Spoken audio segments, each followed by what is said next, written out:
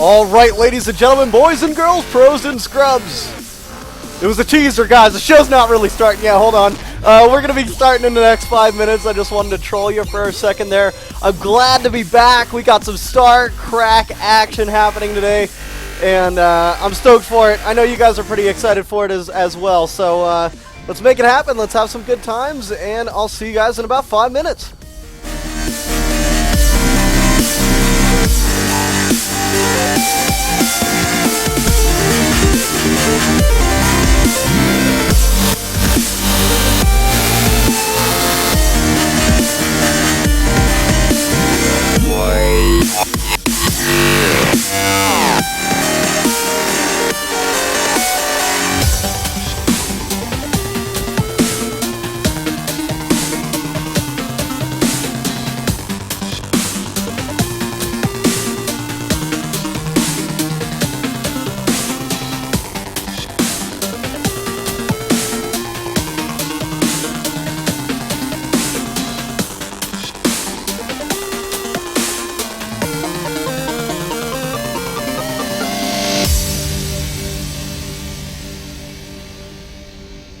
Oh yeah! Let's get some nautics. Velvet.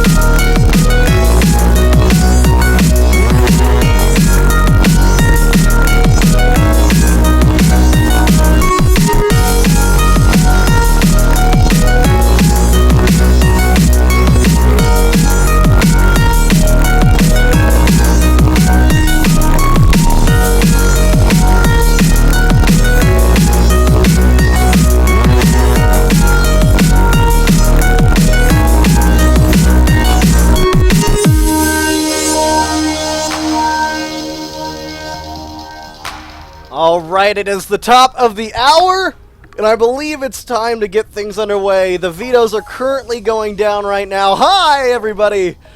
How's it going out there? How you doing? Let me make sure the camera is good to rock and roll. But you guys can see I've got a new appearance here. You might be scared from it for a moment, but you'll get used to it, trust me. I guarantee you'll get used to it here.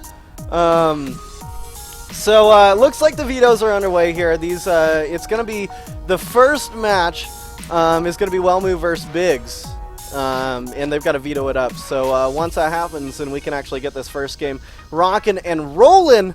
How's everybody doing out there? How are you freaking Imbalonians, man? I hope you're doing well. I hope you're doing good. I hope everything is rocking and rolling for you. I know I blew you guys' mind with my lack of facial hair, but you got to keep in mind.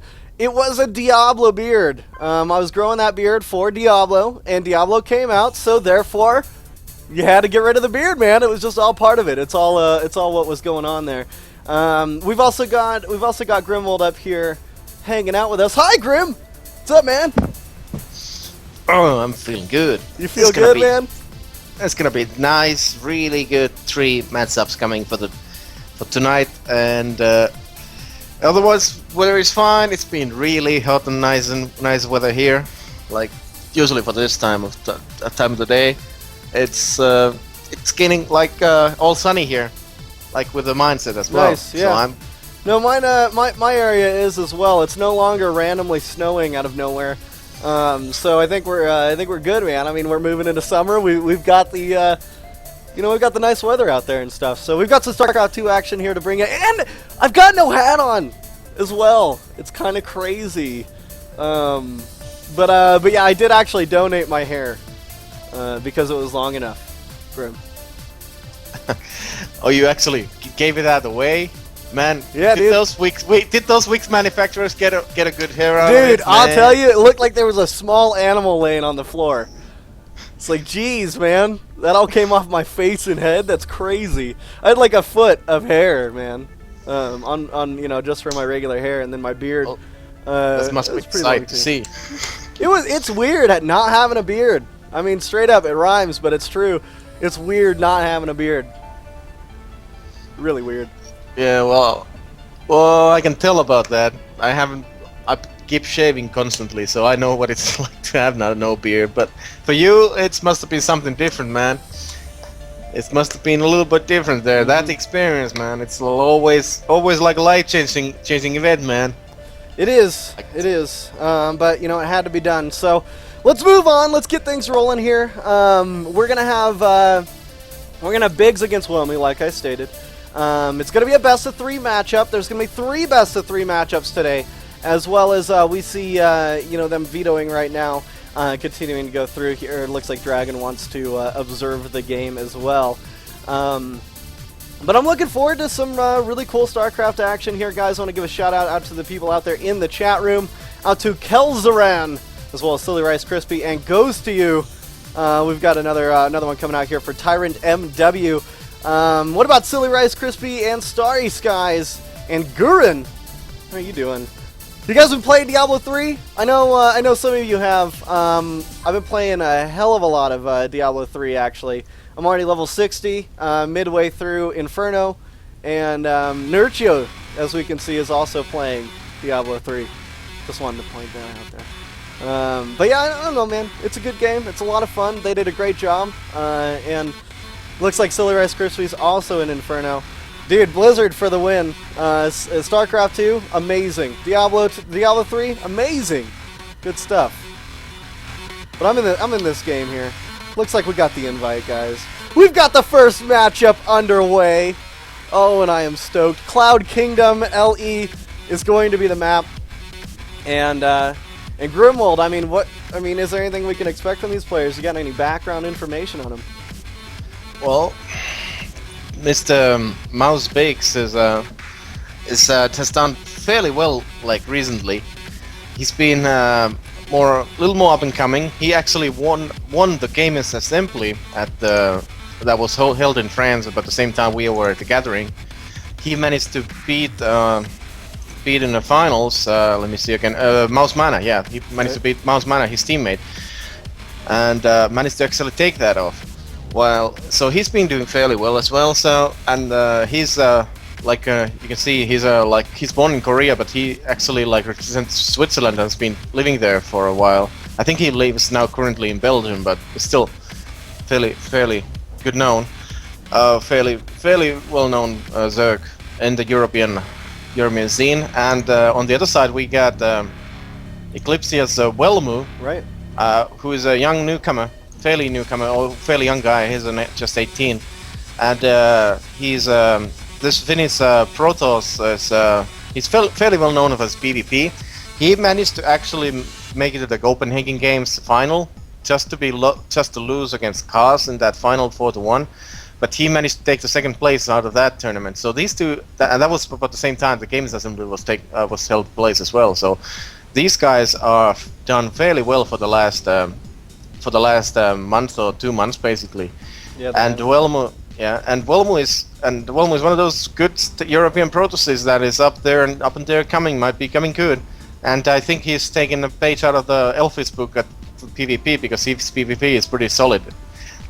It's well known for pretty solid, but we gotta see if his CVP is gonna be any good for that matter, and for his PvT for that matter as well, because he's gonna face a dragon later tonight as well. Now, for the one reason we only have 3 players today on the group is because Bly actually was supposed to be in this group as well, but he's coming back from the MLG, and so he's a little delayed, so we're gonna have those games later. But Right. definitely Bly will be in this group as well. Well, likely. We're gonna see about that. I think that's about all for the match. All right, man. Or match setup. All right. Well, thank you for the background on that. That's good to know. Now it looks like Biggs not connecting all the way yet. Once he connects, though, we can actually get this first game started. Yeah, I'm not sure about that, Destroy. That no one said anything to me yet about the hookah thing. The prize pool, the full prize pool, is 2,000 euros, and $1,000, or actually 1,000 euros for the winner, for the grand, for the first prize winner. So that's pretty cool. A lot of prize money being offered up here from Eclypsia, and it's gonna be a good week, man. It's gonna be good stuff. But I'm gonna go ahead and turn on the music here while we wait for this next game.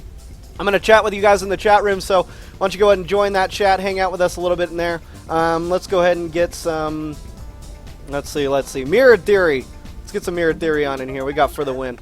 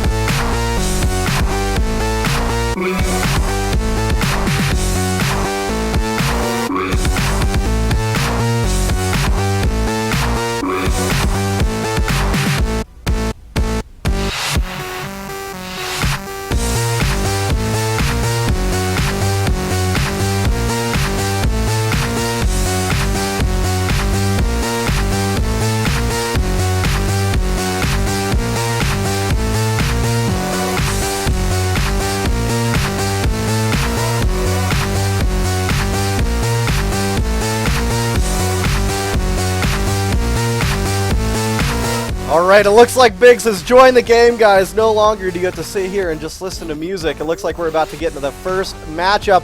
So glad to be back. Glad to have all you IMBAlonians here as well. Don't forget to follow us over on Facebook. You can follow me at facebook.com/mcduffs. You can follow IMBAtv over at facebook.com/IMBAtv, as well as Eclypsia at facebook.com/Eclypsia. The countdown has begun, though, so let's get this first game started without further ado.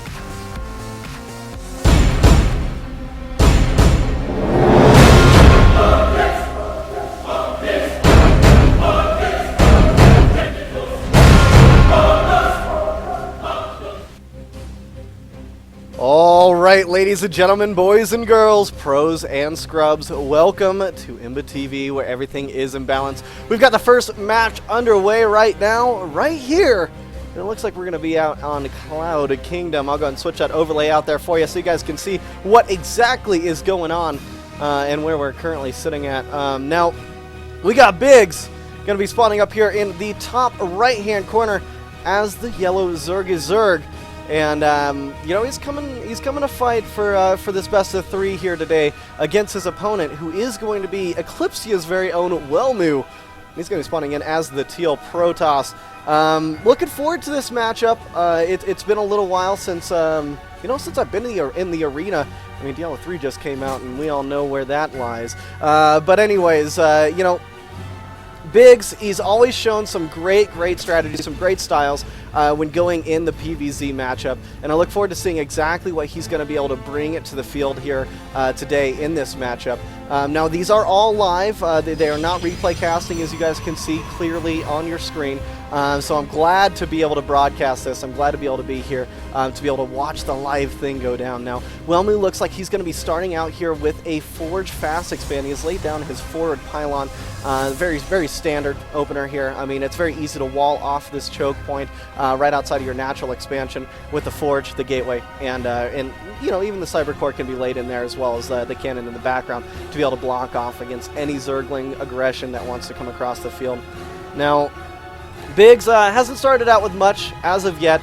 Now, it looks like he might be going into that 15 expand play. Or actually, no, I'm completely wrong. And you know what? That's what I do every time I start casting. I just start calling things all wrong. Left and right, doesn't matter. Mouse Biggs is going to go ahead and lay down his spawning pool here at the 14-15 supply. Going to be able to get that out there and go with the, you know, Zergling-esque expand build. Maybe a little bit safe. We do see this, that Wellmu is doing the same thing he does normally in these games. He loves to harass the mineral line with those probes, cause problems for the drones trying to gather the minerals, because you can actually push the drones off the minerals, make their mining less efficient, and it looks like he wants to keep that going. Now he moves this probe out here, and it looks like we're going to see Biggs trying to lay down an expansion. He's just about got that 300 minerals.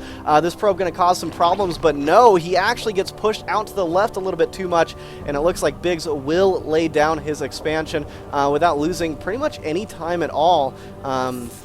Now, taking a look inside the natural expansion area of Wellmu, he currently has his Nexus down, and it looks like he's laid down his Forge right after the Nexus, and then starts to get the, you know, pylon out there, the gateway, and gets that soft wall really underway. He's going to be able to put a, you know, a zealot right in between that pylon and that gateway to be able to fully wall this situation off. The Overlord crossing right ahead. Going to be able to see the Forge Fast expand going down. Normal gameplay styles for Zerg is to expand to the third base early in the game if you see your opponent, who is Protoss, going for the Forge Fast expand. It's a comparable way to be able to handle that, and it looks like Biggs is going just for that right now as he lays down his hatchery here. He's going to go ahead and start getting his income rate really awesome, getting those queens out there on each one of his hatcheries, in his natural, in his main, and in his third, to be able to get that production really skyrocketing and really do some nice damage. Now, Wellmu currently has no Cyber Core placed down. He has laid down his double assimilator. It looks like his Cyber Core just being you know, a few, you know, probably about 10 seconds late. It does get laid down now, though, and it is on the way, and it looks like he's going to start probing up here inside of his natural expansion. Now, one thing else here that Biggs needs to keep in mind is, you know, when expanding that third base, when getting these, you know, queens out there and getting everything going, you really want to hit that drone line, and you want to hit it hard. So it looks like he has started to do that. He's got 4 more drones on the way. He's going to continue pumping out these drones with that larva as he sees no congestion across the map. He's using the Zergling to go back and forth around the middle of the map to check everything out, hit those Zelnog watchtowers, really keep an eye on what Wellmu's got up to offer here. Now, Wellmu, since he's not making any movements forward, since he's not doing really much of anything outside of his own base, but trying to eco up, Biggs is going to do the exact same thing. And that's the coolest thing about having map awareness, folks, is, you know what, man, you get to see exactly what your opponent is doing, and you get to see, you know, you get to actually acclimate well and counter whatever's coming across the map. Now, I do absolutely freaking love this Overlord here. It is checking everything out. It's seeing the build. It's seeing the exact unit composition that's coming out early in this game. He sees the Stalker is out first. The next unit going to be queued up is that Zealot. Now, the Stalker did chase off that Overlord for now, but I believe the Overlord did go in and see the animation here on the Forge, thus allowing for Biggs to know that the level 1 attack upgrade is on the way. Now, it looks like Wellmu is going to go ahead and, you know, put up his 2 extra assimilators out there on his natural expansion. He's got 3 more gateways in his main base, going to be bringing him to a total of 4. He's going to poke out with the first Zealot, the first Stalker, and a Probe, and that's exactly what he needs to do. He needs to try to deny any movement of Zerglings. He needs to try to deny any map awareness that he can, take down those early Overlords if at all possible, and it doesn't look like that is that possible here in this game because Biggs has only got this one Overlord outside of his base. Biggs right now taking his extractors, he's moving into layer tech, and that's when you start to see this this huge extractor play. He's going to start getting nice gas situations. He's got the Roach Warren on the way out. He's also got his macro hatch, thus for allowing him to be able to up his production rate even more steadily. We do see the first couple of Zealots being warped in here, and it looks like some early aggression from Wellmu. He's going to move in with 1 Zealot, chase those 2 Queens, use the 4 Zealots with the 1 Stalker here, work on this 3rd base expansion, and my god, Biggs, without any reaction, he's trying to pump out some Roaches, but they're not out in time. It looks like this hatchery is going to be going down and fall into the ground, and boom, there it goes. Wellmu with a very successful pick off there, using those Zealots and the Stalker very wisely and very predominantly. Now it looks like the Roaches are here. They're going to clean up this pylon, but dude, it's done the freaking damage.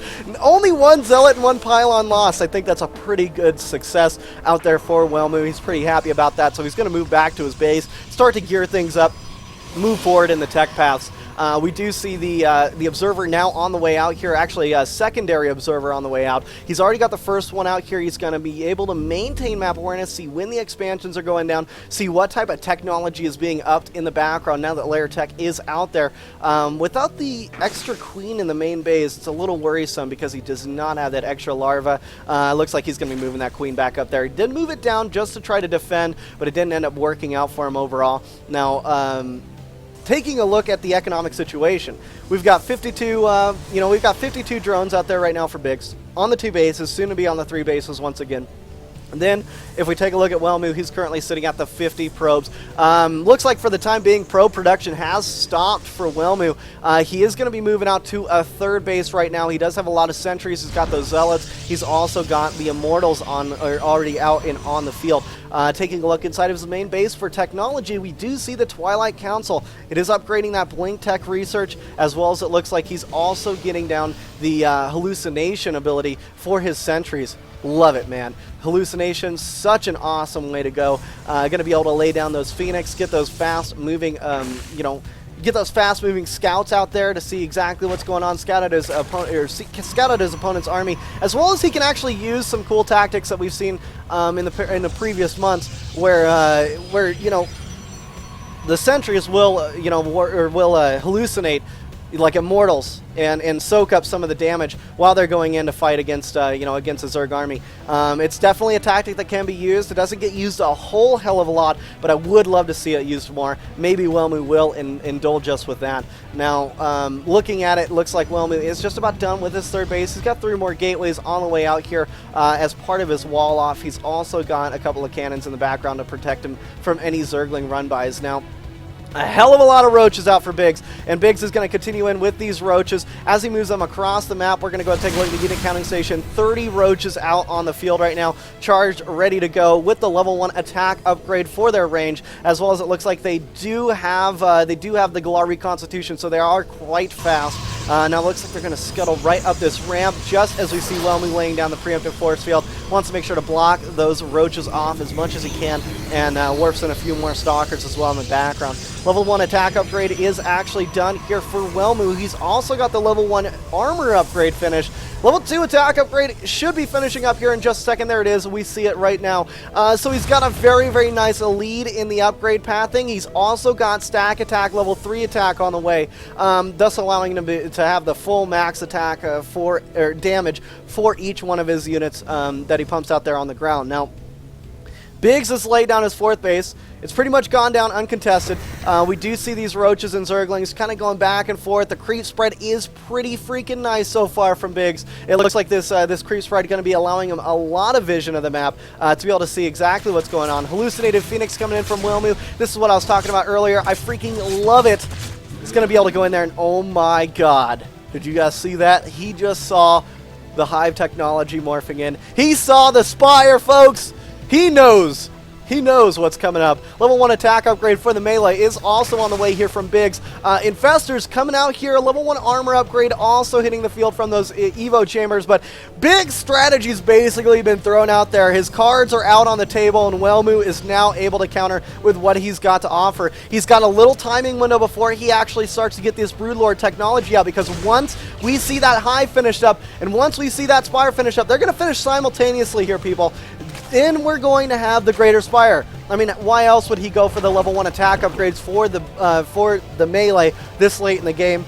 He wants to get that Greater Spire out there. He wants to move into that Broodlord technology. The Broodlord Infestor Roach play, very, very awesome play style. It's totally ribs all over the place as we see the Swine Crawler wall as well. Now, here comes Welmu. He's going to go right around the back of Biggs' base. Biggs is going to evacuate his drones for the time being.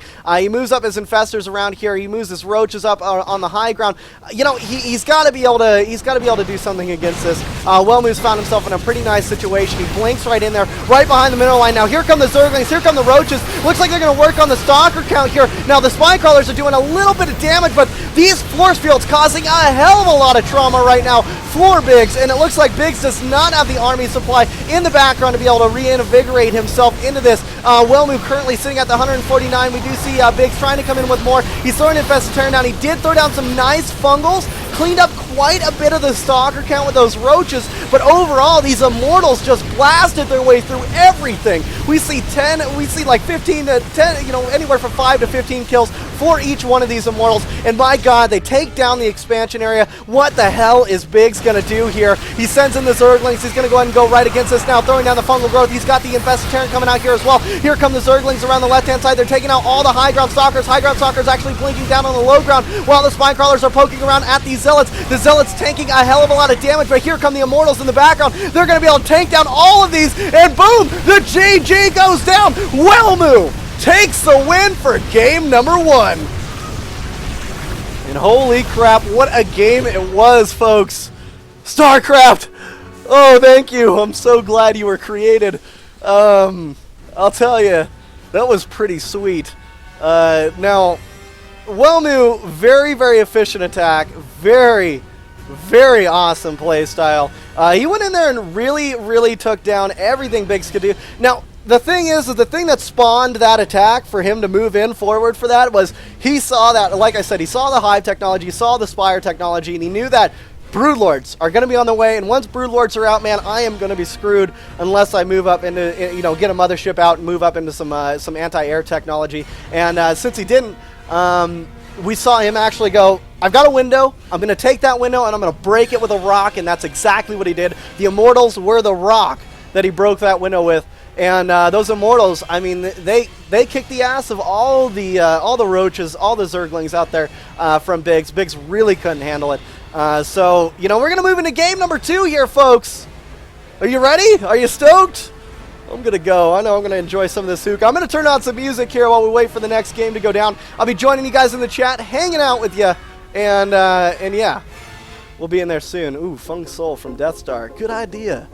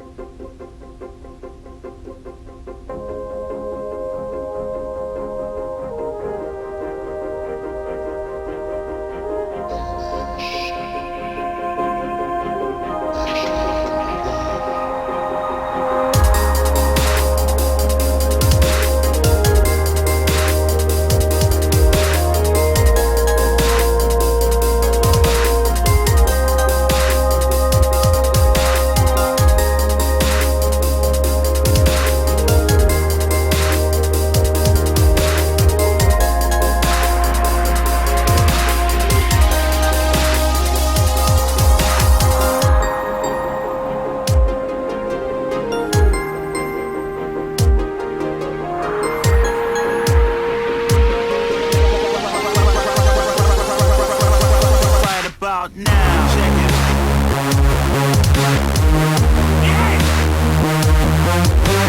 Funk soul. Right about now. Check it.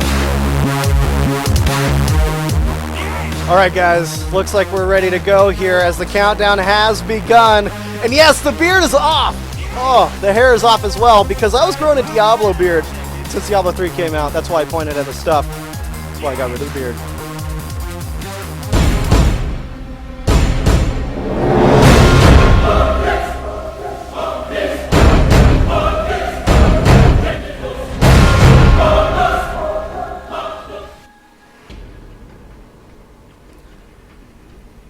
All right, ladies and gentlemen, boys and girls, pros and scrubs, welcome to IMBAtv, where everything is in balance. We got the next game going down right here, right now, for all of you, ladies and gentlemen. And boom, we load into it. And chickadee, check it out, guys. We've got EC Wilmu spawning down here in the bottom left-hand corner as the Teal Protoss, taking game number 1 of this best-of-3 from Biggs. With some wonderful immortal play, some wonderful timing pushes, and some really good window breaking. And you know, he saw what was coming. He used the hallucinations well. He was able to hallucinate a Phoenix, go into the base, see the hive, see the Greater Spire on the way, or see the Spire on the way anyway, and then know that it was going to be Greater Spire play. He knew that he had the time window to take it, and that's exactly where he went with it. So, so he takes game number 1 with that little tiny tidbit of a summary. Up here in the top right hand corner we do see Mouse Biggs. He's going to be spawning in as the yellow Zerg is Zerg, and he's going to be sitting in the donut position, trying to fight this off and trying to come back into this. We're 100% live here at the Eclypsia Weekly, and I'm stoked to be here, man. I mean, we've got $1,000 up for grabs, or 1,000 euros up for grabs for first place in this tournament, and it looks like we're gonna have these 3 best-of-3 matches overall here today. And these 2 players being the first of the competitors, I'm freaking stoked. Now Biggs is going to go ahead and start with, just like he did in the last game, he lays down that spawning pool at the 14th supply. Whelmu right now trying to harass just like he normally does with a probe. He goes in there, he tries to harass the mineral line, and actually ends up clutching the minerals a lot earlier in this game. He will pull away with those 5 minerals here, hang out in the natural expansion, wait for that drone to come out here to be able to block off that expansion at all costs, because he wants to deny the time for Biggs on getting that expansion out. Now Biggs preemptively sends out the drone. He's only got the 200 minerals, so he knows he can't place down the expansion, but this is exactly what he wants to do. He wants to chase that probe around, so he can do that right there. No delay. He sends out the preemptive drone just to chase that probe around, make the probe think that he's going to lay down that hatchery just at that time, and therefore he's able to lay down the hatchery without any delay, without any issues, without any big problems overall. Whelmu does move this probe back out here into the natural. He goes into the main base, checks out the timing, sees what's going down there, knows the queen's on the way, knows there's a couple of Zerglings on the way, backs the hell out, and look at this! Who would have guessed? Whelmu went with a Forge fast expand once again. As he lays down the Forge, he lays down the gateway after laying down, the Nexus. Now, Whelmu did a great job in the last game with this build. He went off 2 base, 1 robo, 2 base. I think it was about 6 to 7 gateways. Mainly stalkers, but he had a lot of sentries to support as well. The sentries did a wonderful job actually force fielding up choke points in the last game. And since we're here on Daybreak, there's so many different choke points. I mean, if you could find yourself in a good position using sentries, sentry stalkers and immortals on this map, you'll be golden as well. Just because you're going to be able to lay down some great force field coverages, block off those roaches, and do some wonderful damage with those immortals in the background, as well as using the stalkers to blink around and trying to kite the roaches left and right and to and fro. Now, it looks like Biggs has laid down his metagame. He started off with the metagame here. He's going to go with the 3rd base. Early, easy peasy. Just because he knows, he sees, and he realizes that it's a Forge fast expand. Now, looks like the Cyber Core will be going down right next to this pylon, making sure that to complete this this little soft wall, as we like to call it. He's going to be able to put a Zealot there, block off against any run-bys, cause damage with this cannon, so on and so forth. Now, taking a full look at it. We've got the queen laying down creep tumors already. Biggs is wonderful for creep tumor spread.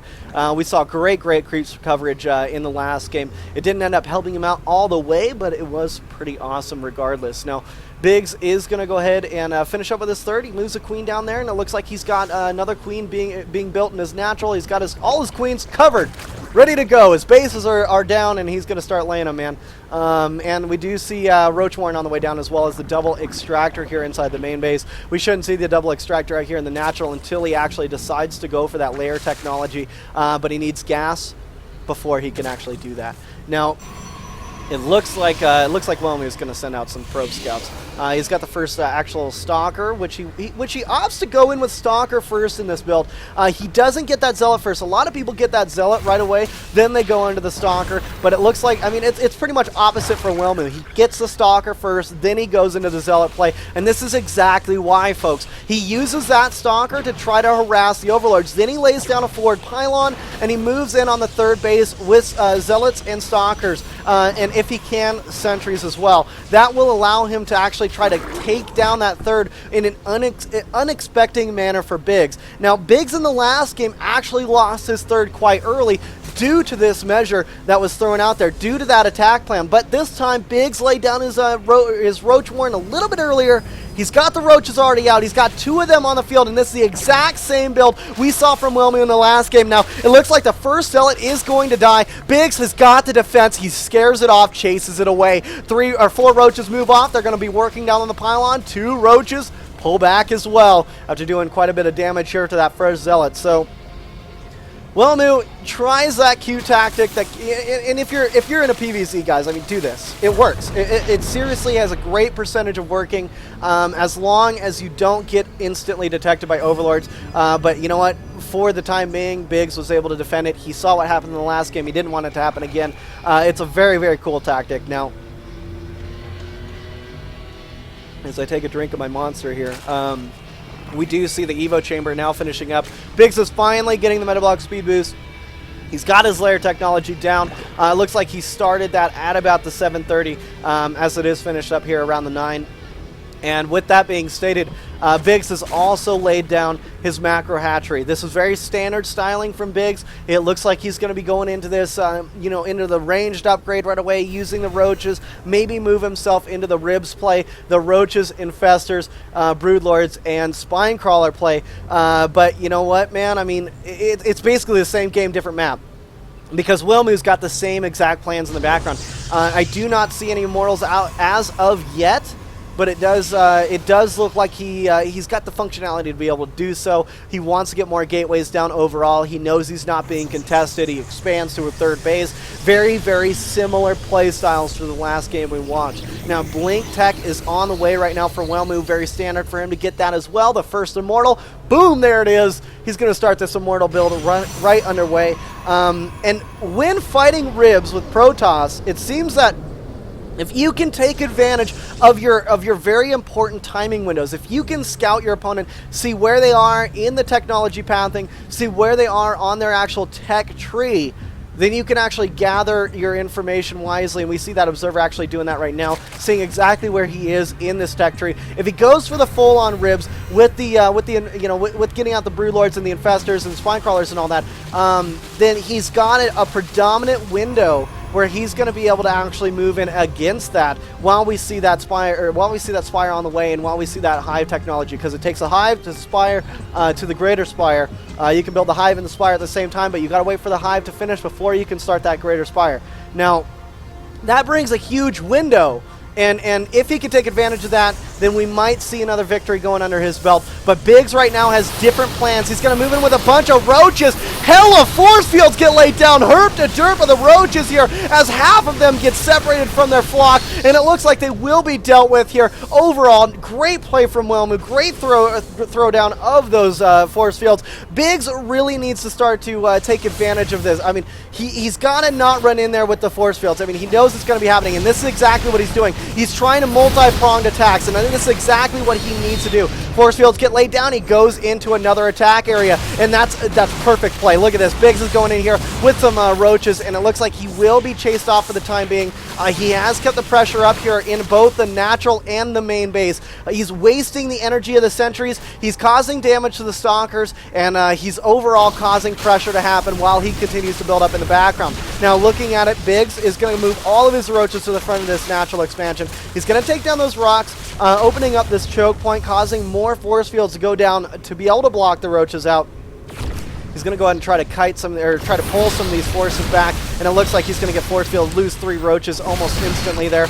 Roaches on the way into the third base, however. Whelmu in deep trouble. This is a nice pick off there. Biggs takes down the third. He pulls away with these roaches here. He's got roaches in the front, causing some panic right now for Whelmu, and that's exactly the type of play style he needs to take, man. That hit and run tactic, the move in, move out, multi-pronged attack. It's helping him out so much. It's going to be able to bring down the economic structure of Whelmu. Now, here come the majority of the roaches. They're going to be going in here. A lot of Zerglings just got finished up. They're moving out as well. Now, level 2 attack upgrade for the range is on the way out for the roaches. It seems to be working, so he's going to keep it going. Level 3 attack upgrade is on the way for Whelmu, however. He's also got the level 1 armor upgrade. Here come the Zerglings right now into the front of these Stalkers. The Stalker's going to pull back. Force field's going to go down, but we got Biggs with roaches in the third base once again. Takes down the Immortal. Continues working on those Stalkers. Now there's 3 Immortals right here in the main army of Whelmu. 4th Immortal just joins the fray. Probes are even pulled off the long distance mining line as well. The expansion here in the third base has to be canceled. I don't know if he's going to be able to protect it with the constant aggression that Biggs keeps on throwing up here, and it looks like no. One more volley. Boom! It goes down. It does not get canceled. He loses the resources for it, and another attack coming in. Biggs playing this absolutely how he needs to. He takes down the Forge, which was currently upgrading the level 3 attack upgrade. That will not be finished for quite some time. Whelmu taking some huge hits right now with this expansion falling, with this technology falling down, and my god, man, Whelmu needs to make something happen. His economic structure looking quite low as well. 51 probes against the 66 drones. Biggs has just now expanded into the 4th base location area, and we do see a Hydralisk den coming down. So he's changed his play into the Hydra play. He knows that there's a lot of gateway units, and he's going to be able to take them down using the DPS max creep spread that he's got. Dude, those Hydras are going to be pretty damn mean.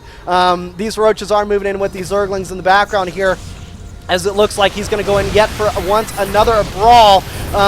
3 force fields go down, actually blocking out a few of those roaches, but look at this. This is exactly what Biggs wanted. He wants to pull away. He's going to go ahead and surround this Immortal. These Zerglings going to take down yet another Immortal. As the Immortal falls, we do see these roaches pulling away once again, wasting more force fields out here for Whelmu, as he only gets a few roaches with that force field placement. My god, Biggs is on fire here as he continues to go through this game, advancing in his technologies. He's got the Hydra range upgrade also on the way in the background. So he will have that awesome +1 range to his Hydra forces. Spine crawlers going down all over the place. We do see 10 more drones in production as well. Biggs has really kind of switched this around. He's definitely leading. He's definitely got some forward actions in place. He's doing a wonderful job being able to keep the aggression, keep the pressure on Whelmu. Whelmu trying to advance, trying to get back up there. He's trying to get that Forge, upgrading the level 3 attack upgrade once again, but it's so late. A couple of zealots do come out here just to scout and see what's going on. They're not going to be able to do too much, but overall, man, Biggs is really playing this well. He's got a great mindset into this game, and it looks like his plan is coming together all the way. We also see that the Spire is actually coming down as well. Infestation Pit's coming down. Now it looks like Biggs may have forgotten to place that down earlier, as he wanted to advance to the Hive technology, maybe move into that Broodlord play after he transitions into the Hydras. I wonder when the next attack is going to come in. It should come in soon, and it looks like Biggs is actually preparing for that as he moves his forces back and forth. These gateway forces are just going to melt to those Hydras. Whelmu has got no big AoE damage areas. I mean, he's got no Colossus out on the field. It's going to be tough for Whelmy from this point on. His economy has suffered, his production has suffered due to that, and it looks like these sentries are going to have to lay down some primo force fields. He's got quite a bit of sentries out as well, quite a bit of energy on those sentries, as I'm saying it as well. Now, Whelmy, he's got to take down these creep tumors. It looks like he may want to expand. He lays down a forward pylon. He's got that observer out there, but it does get taken out due to this overseer here. Biggs is going to go ahead and pull back into his 4th base. He's got a 5th base on the way as well.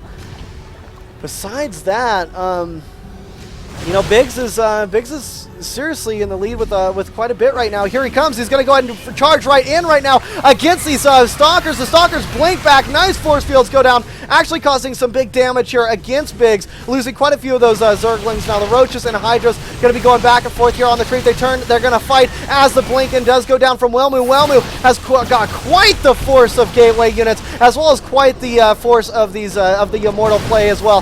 Here come the Spinecrawler play. Here comes some force fields as well. It looks like we're going to see Biggs right now in the background here trying to fight this off. Stalker's doing quite a bit of damage. These Guardian Shields actually doing a lot here for Whelmy. Biggs is not able to keep up with this. He's down on the supply. He's got to reinforce. He's got 23 more Hydras on the way back, and it looks like Whelmy taking full advantage of this is going to take down all of those spine crawlers and actually go right against this, and Biggs is going to lose his 3rd base or 4th base location. He's going to lose some drones. More spine crawlers here trying to do some damage, but Whelmy seriously doing huge damage, folks. I don't know how else to explain it. These Hydras are coming in. They are going to be able to do some nice stuff here. Will they be able to clean it up? Hard to say. Biggs is going in there, balls to the wall. The Immortal is about to fall in the front, and it looks like the Stalkers here are starting to melt, but it's not enough to clean it all up. 3 Roaches and 12 Zerglings on the way, but I don't think that's going to be enough at all. Whelmy has expanded here into the middle of the map. He's also got more forces on the way in, more Warpins coming down, and it looks like he's going to be really hammering down Biggs left and right. He takes down the 5th base location area. 2 bases sacked, and Whelmy seriously now pulls himself into the lead. Infestors are on their way out. Too bad they weren't here beforehand. Those fungal growths would have been so awesome here against Whelmy's forces. And the Zergling's going to try to catch these Immortals off guard. Will they be able to do so? No, they're going to pull back, pull away. And it looks like Whelmy takes the success, pulls back, advances his own base, gets that economic structure looking a little bit more well. 51 drones now against the 62 probes out for Whelmy. Whelmy is going to be long distance mining for the time being as he preemptively sends his drones or probes over to this 4th base location. We do see the Hydras and the Infestors kind of hanging out here, getting ready to fight. I mean, if anything does come in, Biggs is trying to regain his supply. He went down so far, ladies and gentlemen. I mean, he's down to 95 supply, half of which of that supply is actually just drone count. He can't even rely on drone counts right now because he's got to make sure to get those army units out just in case there is another attack coming in from Whelmy. Whelmy's got the economy to be able to reposition himself, readjust the situation, get more of these Stalkers out there. He's got his level 3 armor upgrade also on the way, and it looks like he's going to be really rocking, man. I mean, he's got a very cool army. I mean, he's got the Immortals here to do that great DPS against those Roaches, and as well as to two-shot those Hydralisks, as well as he's got those Stalkers, which can blink around, and the force fields that can be laid down here from the sentries. He's got a really cool composition. I'm really liking the playstyles, but something else is going to need to change, because you guys see what I see right here. Greater Spire is on the way, and I do not believe that has been spotted here from Whelmy. He's got a little bit of a window before this Greater Spire finishes, but there's already Corruptors out on the map, and they're going to be able to transform just as the Greater Spire finishes in the next 30 seconds. Here comes some Zerglings into a run-by, but Whelmy, he's going to go ahead and push forward. He's got the Stalkers, he's got those Immortals, he's got the Sentries. He's going to try to take this timing. He blinks in once again on the newly rebirthed 5th base, which is actually the 4th now, but it does go down. Great play there from Whelmy. Great, pick off once again. He's going to go ahead and move in, take down these creep tumors. We do see the Phoenix right now. The hallucinated Phoenix actually scouting for army, checking out where things are. There's quite a bit of Infestors out, but still just barely scratching the surface of 125 supply.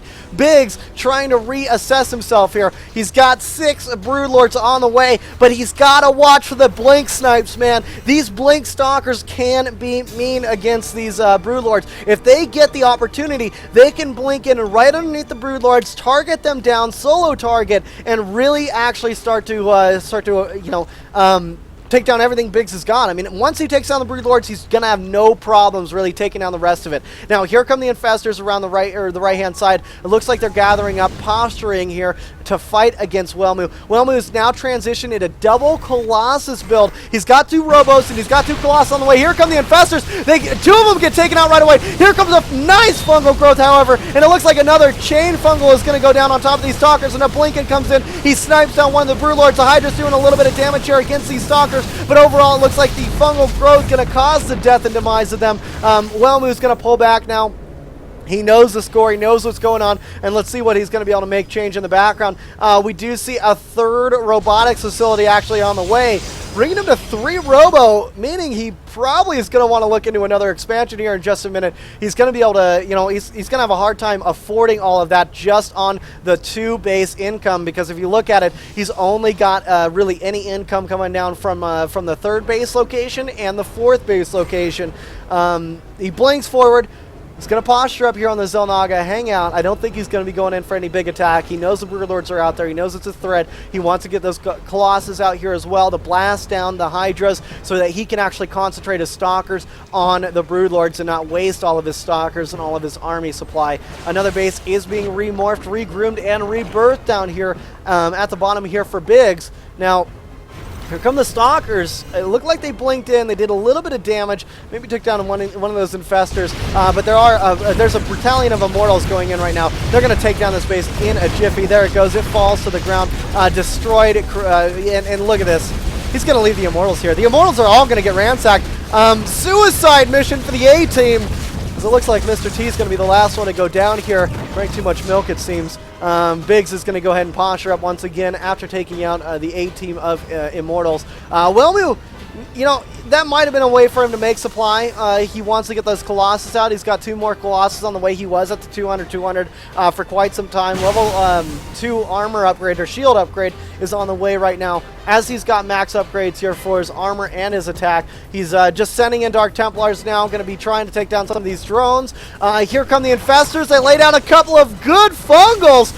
But here comes the Colossus, and the Infestors are going to go ahead and get targeted down right now from the Colossus play. It looks like the Broodlords are going to be standing in the background here, trying to do what they can with this Infestor play coming down. Man, huge damage against these Stalkers, but they blink in, taking down the Broodlords. The Infestors not going to be able to handle it, man, by themselves. Not many Hydras to handle it as well. The GG goes down. Biggs does not take the win. Whelmu will take a 2-0 victory in this situation. Holy crap, ladies and gentlemen. Whelmu on fire. Looks like he even was able to take down the morphing expansion once again down there in the bottom right. Whelmu, I mean, he seemed to be behind in the early game. There was some great aggression that went down from Biggs. He did a good job with the Roach play overall, but it didn't seem to really pan out, all the way. Just due to the changes in tech, the move up, the more Immortals out there, he couldn't actually make an effective push forward. So therefore, we're going to see Whelmu taking the win 2-0 actually against Biggs. Some crazy stuff. I'm wondering if the Hydra transition was the correct one there. It's still, I can understand I can understand you can make a push at that time, but yeah, he missed the timing there. Yeah, exactly. He went. That's what I was gonna say. Is like when you brought up the Hydra transition, I'm glad you did, because like he was going for ribs. You could see it in his build. He was going for ribs, right? Going for the Roach Infestor, Roach Infestor Broodlord Spine Crawler technique, because he laid down the Spine Crawlers, he got everything moving on, but he didn't go for the upgrade yet, and he just kind of transitioned into the Hydras with the +2 attack upgrade, and that kind of caused him some problems, as it seemed like the Hydras could not pay for themselves. They went in there, and it took so long for him to get the Hydra transition actually working that when he went in, he didn't even have the chance of going for another push, man. I mean, he got blasted down by the Immortals and the Sentry Stalker composition that Whelmu went for. He didn't have the gas, basically, to make the second push, because Hydras are so starving on the gas that he wasn't picking up all the gases quick enough. So he was like fairly low on the gas while he after that engagement, and that's one of the reasons. But he wasn't able to actually get the tech up, and then there was no meat shield for that Spigs, that Rips. I mean, that Rips didn't have any roaches, man. And no roaches, no zerglings, only hydras. Right. And hydras kind of melt quickly there, so. They definitely do, man. They definitely do. I think everyone's. Well, hold on a second, Grim. Everyone's like, oh my God, the beard's gone. You guys, it was a Diablo beard. I grew it out for Diablo, for the launch of Diablo, for when it actually was launched. And once it was launched, I swore an oath that I would get rid of it, and it's gone. The beard has disappeared, so to say. I will wear hats. I will still wear hats because I love wearing hats, but I just wanted to wear no hat today just to show you guys, oh, hey, I got a haircut too, you know. So there you go. I think he went for Hydras because he saw like Wilmington Immortals on the last game as well, and he thought that would actually counter it, but he wasn't able to get a good engagement in there as well. And now it's not. No, he basically lost the game, and now it's gonna be up for the next game if he's able to take down the dragon. That's right, man. Biggs versus Dragon. Let's see it, man. If he can slay the dragon. If he can slay the dragon, it's gonna be a pretty cool. It's gonna be a pretty cool thing here. Let's see Dragon. Yeah, you know you're gonna see Dragon. They're vetoing right now, guys. So we're gonna take a watch of a video here real fast, and we'll be right back with some more action.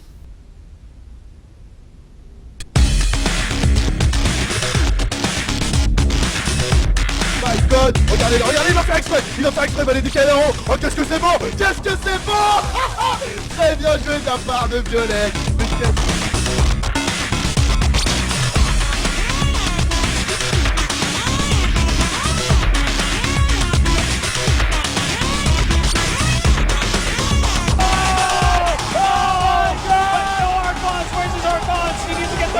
He cut down the Archons before it was time, and the boy race come out!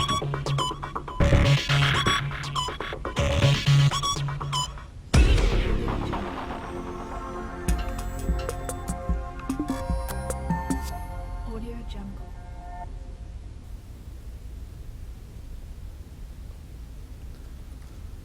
All right, folks, we're back.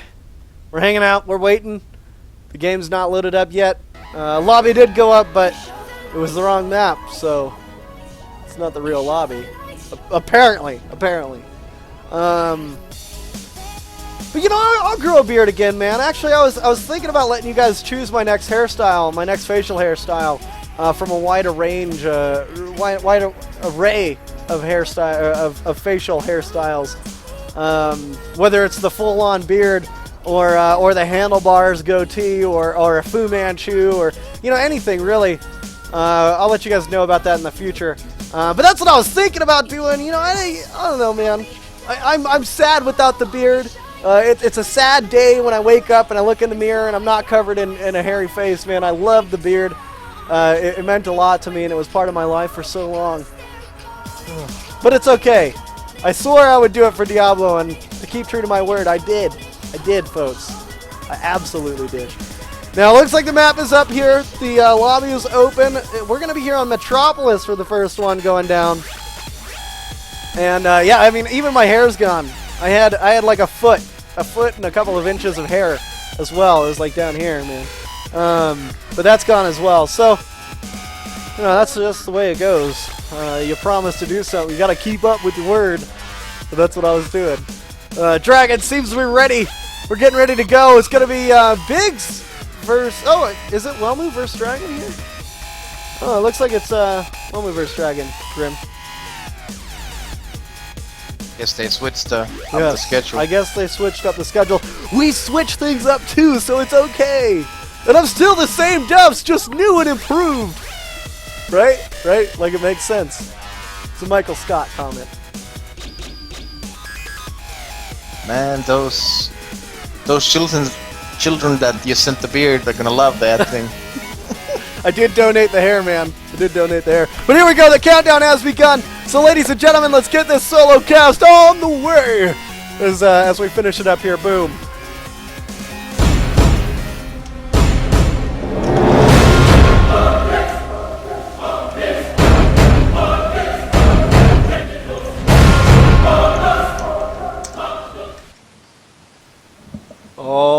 Alright, ladies and gentlemen, boys and girls, pros and scrubs, welcome to IMBAtv, where everything is in balance. My name is MC Dufferson.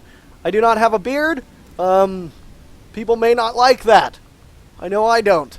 But it's the way it is, guys. We all gotta live, we all gotta deal with it, okay?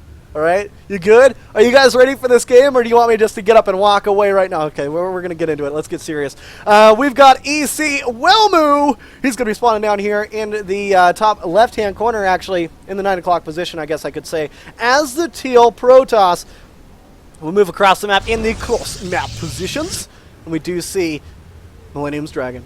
He's going to be spawning in right here as the red Terran player. Dragon coming down here. Going to be throwing out those zany tactics, showing us exactly what he can do in this PvT matchup.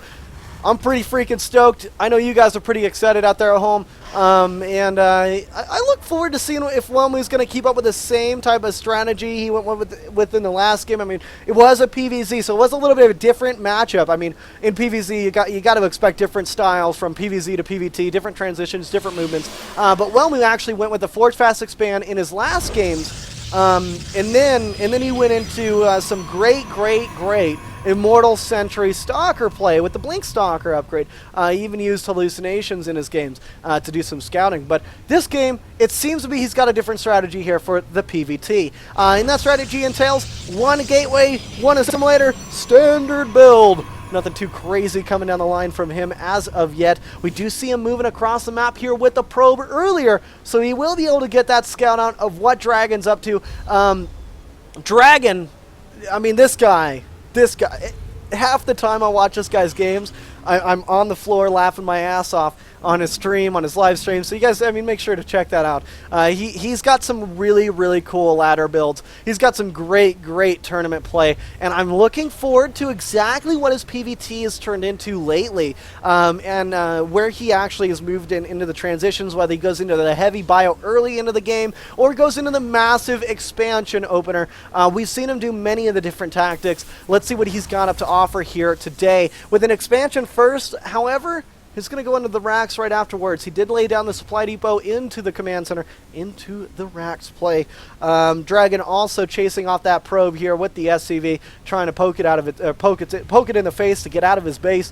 Now, Wellmu has laid down his natural expansion just now. He's going for the one gateway expand, something that I kind of guessed, and as he moves into it, we do see him moving into the, he got the Cybernetics core down, of course, first, and then he's going to go ahead and get that Warp Gate technology. Not even going with the first Zealot right off the bat. He's just going to keep it without the Zealot for now. He loves to get that first Stalker and then move into the Zealot build. Let's see if he stays true to that, and there it is. The Stalker comes down here from Wellmu. He's going to be probably moving into that Zealot play right afterwards. He's got that Stalker queued up to check out what Dragon's got going on. This probe is going to see the forward bunker. Very standard play so far, nothing crazy. Dragon's throwing down the second barracks here. He's going to throw down the third barracks, I'm sure, soon enough. Once he gets 150 minerals in the background, we do see that probe now meeting that base. He's going to be meeting some lead bullets in the face here. Dragon's going to trap him in, and that probe now in the lion's den. Going to be fun off to all regards. Now, here comes the Stalker. It's going to be moving across the map. We did see that queue up, actually moving across the map around the rock point. So he's going to just kind of poke and see what, to find out what he's going to be able to see, what's going to be going down here from Dragon in the front of his base. What type of defenses he's got, really where Dragon is, and that's what this is. It's the feeler Stalker, the whistleblower, however. That Stalker now going to be aggressed with the, from the Marines in the bunker. Just going to poke back forth, lose the shields, pull back, hang out, wait, and now we've got the probe on the way out. And look at this, the Marines actually balls to the wall, going to pull out of that bunker, and Wellmu, regardless of the ability to kite these Marines, he doesn't want to get into that full engagement. One Stalker against the 3 Marines. He doesn't want to lose a Stalker for no reason. A wise move, but you definitely can kite those Marines with the Stalker. Stalkers have +1 range over the Marines when the Marines are outside of the bunker. Now, two more gateways are going down right now from Wellmu. He's got the double assimilators down as well. As I said before, it's a very standard play style. 4 more, gateways, and we're going to be bringing ourselves into the 7-gate 2 base from Wellmu. And we see that a lot of the time off of this one gateway expand play. He's going to be able to warp in quite a bit right off the bat, maybe push down the doors of Dragon, but he's got to be very, very cautious. He's got to be very careful on his timing because Dragon has already got the switch off for the starport here, and it looks like he's going to be... there it is. The starport's going to be moving down on that tech lab here. I'm curious, is he going to go for the Banshee right away? Yeah, actually, he is going to go for the Banshee right off the bat, but you know what? The thing that worries me is Whelmu loves his timing aggression. And this timing attack is being postured up. It's a huge, huge sentry timing attack. I mean, we see all these sentries out here. The point of the sentries, force field off the bunkers, take out the bunkers with the Stalkers, and use the Zealots to tank that damage. And let's see if he actually stays true to that. We see the warping of Zealots right then and there. The factory, we've got a salute as it flies off to the corner of the map there to be able to go and drink some beers in peace. Now, Whelmu is pushing out here.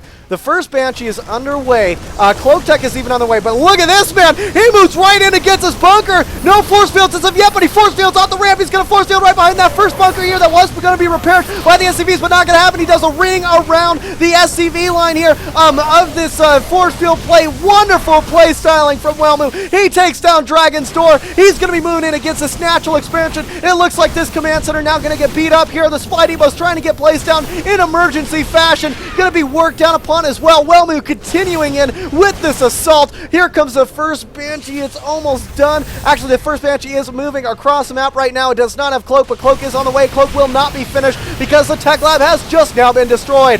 Whelmu is moving in, taking down all these SCVs. Does Dragon even have a chance in this? It doesn't look too positive for him. We will see a couple of warp-ins here to fight off against the Banshee. There's the GG going down. Dragon trying to expand to a third base at the same time that the aggression came in, not able to handle that amazing 7-minute and 40-second push from the Sentry, Stalker, Zealot, 2-base, 7-gate. Wonderful play style, and it really caught Dragon off guard. I can't even believe it, dude. That's some excellent timing Dude, there. Whelmu has been working on his timings, man. That was awesome. I hope Dragon will be a little bit more formidable in this next game. I have no doubts that he's going to be able to do it, but I'll tell you, I mean, if it weren't for that like exquisite timing that Whelmu's been working on apparently, then he would. I mean, it would have been a way different situation because we saw the expansion coming down there actually landed from Dragon. His third base was landing. He was going early third, trying to use the Banshees, and I don't know, man. This is like good timing. I'm wondering if that timing is actually hit really hard also because I think Dragon was trying to stretch himself too thin. Too thin, yeah. He was like getting also like Banshees and still trying to expand to the third. It takes a lot of minerals and actually a lot of SCV time to actually mine all that gas to Cloak. True. And then you're gonna be left on really low on units. That usually happens if you do go that kind of a build, and especially when you're going with that timing hitting that hard, it's really hard to actually hold. It's almost impossible to hold that timing with that build that Dragon had. It is, man. It is. Now my normal chat isn't working, so I'm just gonna throw up the Twitch TV chat here in the browser, and I want to say hi and hell yeah to you guys who don't recognize me. But it's me. It's really MC Defs, guys. I just beardless and hairless, pretty much. I know, it's crazy. I gotta keep reiterating it, and it's unfortunate to have to do that, but that's the way it goes. But we're in a game number 2 here. So Grimwald, I mean, Dragon had a cool build in that last game. I mean, it was a cool, it was a cool movement, it was a cool situation, but it was just a really, really aggressive opener there from Whelmu with the 7-gate on 2-base. So it worked out pretty well. What's the next game? It's the same game, man. It's game number 2. It's Whelmu versus Dragon, but the game after that should be Dragon versus Biggs, if I'm not totally mistaken. I think I'm correct on that, Grimwald. I mean, the schedule was a little bit off. Back and forth. We're gonna have 3 games, Right. like 3 series, so I wouldn't be surprised if the last series would be the Dragon versus Biggs, since Bly is still returning from MLG, so... Well, here we go. Oh, snap!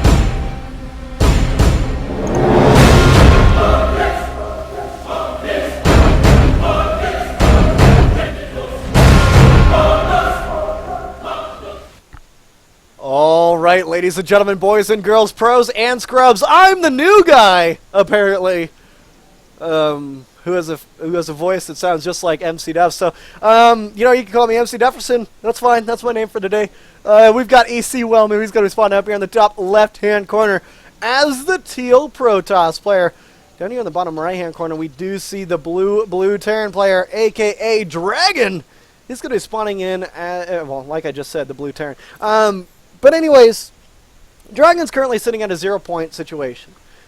He needs to turn something around. He needs to make this game happen for him. He had a pretty cool build going on in the last game, but it was more of a macro-oriented build. It wasn't one that was, you know, it wasn't one that was set up for, you know, for that early aggression that came down the line. I mean, he was going to use the Banshees for aggression himself, but he didn't actually have a backup. He didn't actually have a backup plan, a backup army to be able to handle against the actual aggression that came down early, like 7 minutes, 40 seconds into it from Wellmu himself. Now, Wellmu, with a 7-gate, 2-base, 7-minute, 40-second push in the last game, like I just mentioned, really did catch Dragon off guard. Now, will it happen again? I doubt it. We may see like a similar build style from Wellmu. But I think Dragon's gonna have a different thing up his sleeve.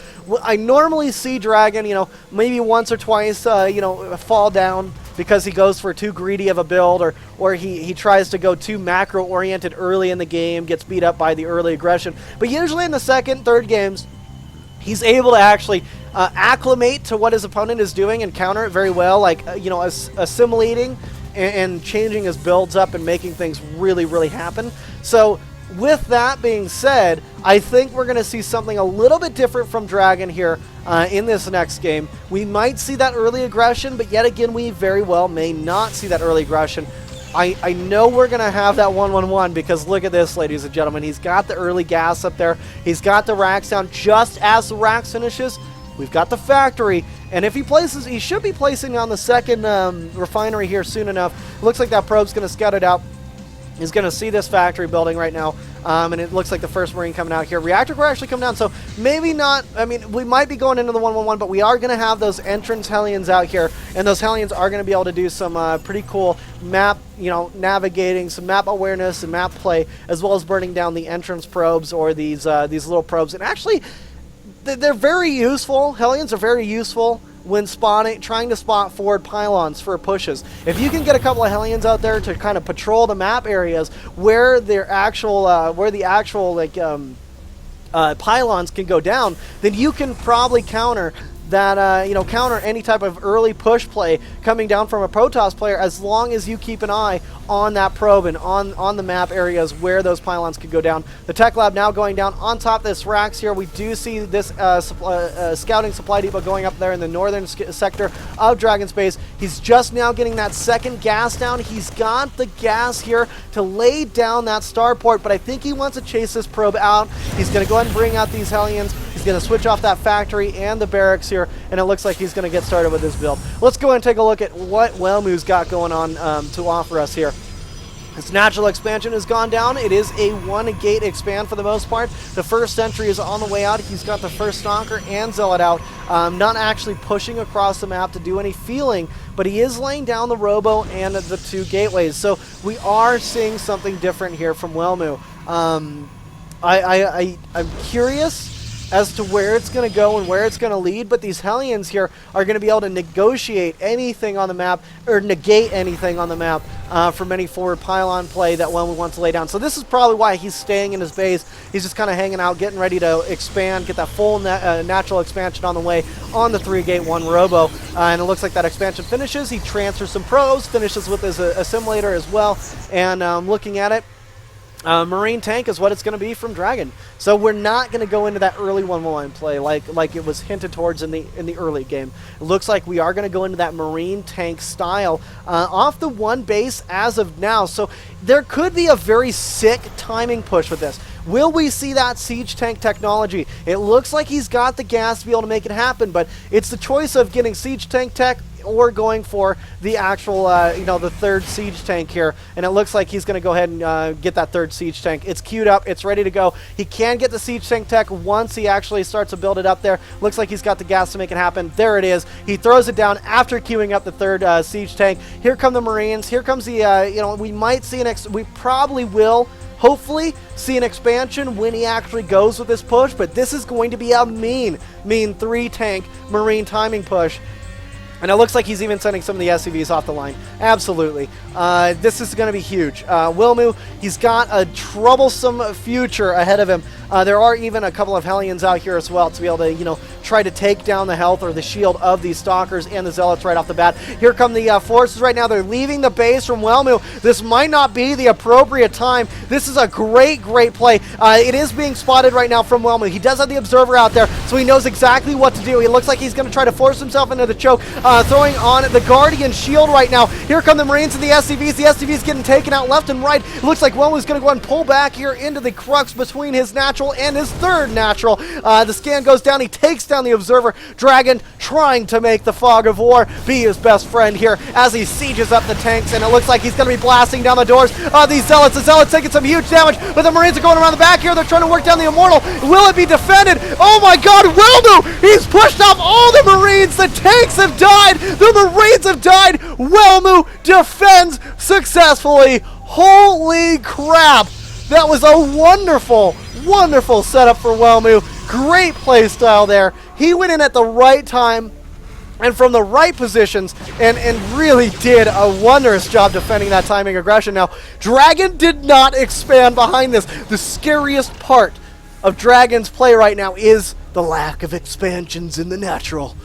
Without the economy, you can't really tech up. You can't really get that army rocking and rolling like you would want to. He's only got the 23 SCVs out, and my god, he needs to get an expansion up, and he needs to do it soon.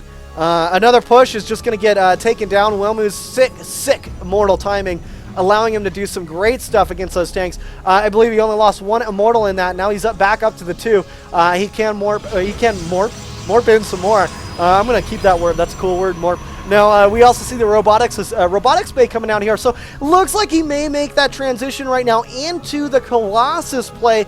And I'm glad to be seeing that because against this Marine tank, he's going to be able to do some great things. Moving the Stalkers and Zealots as he does with the great micro that he's got, then he could actually take down those tanks, use the Colossus in the background with their extended thermal lance upgrade, and take down these Marines in just a couple of swipes. Dragon is going to go ahead and move out with these Marines right now. He's got a couple of tanks in the background. He's got all his SCVs. We're going to see it all in here, ladies and gentlemen. And my god, it looks like it's going to be going down right here, right now. This is going to be nuts. Let's see how the defense is right now from Wilmu. Wilmu's moved his forces forward here, and it looks like he's going to be trying to do some damage. Moving the Zealots in the front right now, pulling back with these Immortals, and it looks like the Marines and tanks are moving around the left-hand side. As we do see Wilmu coming around the right-hand side. These 2 Immortals are moving forward. They're trying to work on the tanks. We do see all these Marines here pushing forward here. They're trying to take down that Immortal. The Immortal falls. Wilmu now trying to pull back into his main base here. He needs to lay a force field, and there it is! As it looks like he's going to be moving up, and now the tanks have siege on the bottom ground. They cannot fit through that force field placement, but the Marines can. They make it right up into that middle line here, taking down some of those probes. Here's the Colossus. The Colossus is going to come out here, and it looks like it's going to try to do some damage. The siege tanks take him out right away. Here comes another warp in of Zealots, however. Man, Dragon is going all in flavor on this one, trying to make something happen. He's going to be able to take down some of these, take down all of these Zealots and all of the Stalkers. But will Wilmu be able to morph in some more here as Colossus is just about done. He's only got a few gateways, 5 gateways to be exact. He warps in 1 sentry and some Zealots. He split up the army. He's going to get some Marines, but here come the siege tanks sieging up. Dragon scanning on the high ground, getting the vision, doing some damage against Colossus. Wilmu pulls it back. Dragon only on a few Marines left. He's got the full siege tank up, locked, and loaded.